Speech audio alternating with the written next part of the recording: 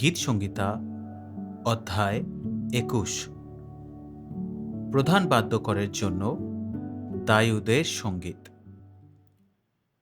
হে সদাপ্রভু, তোমার বলে রাজা আনন্দ করেন।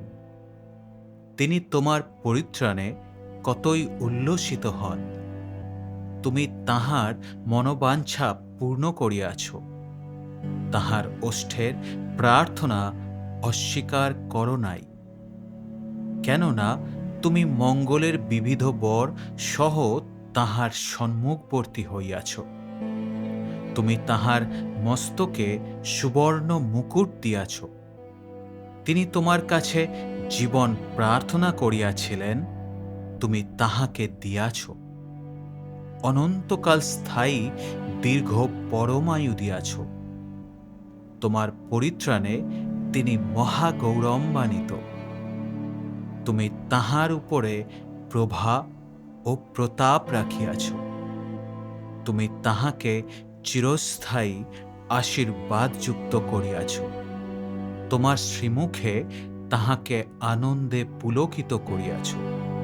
কারণ রাজা সদাপ্রভুতে নির্ভর করেন। পরাৎপরের দয়াতে তিনি বিচলিত হইবেন না। তোমার হস্ত তোমার সমস্ত শত্রুকে ধরিবে। তোমার দক্ষিণ হস্ত তোমার বিদ্বেষীগণকে ধরিবে। তুমি আপন ক্রোধের সময়ে তাহাদিগকে প্রজ্বলিত তন্দুর স্বরূপ করিবে। সদাপ্রভু কোপে তাহাদিগকে গ্রাস করিবেন। অগ্নি তাহাদিগকে ভক্ষণ করিবে।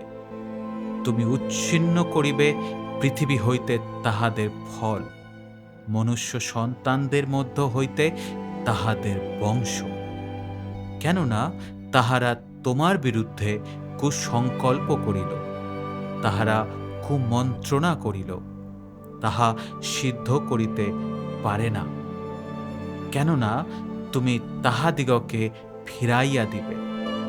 তুমি তাহাদের মুখ তোমার ধনুর্গণের লক্ষ্য করিবে।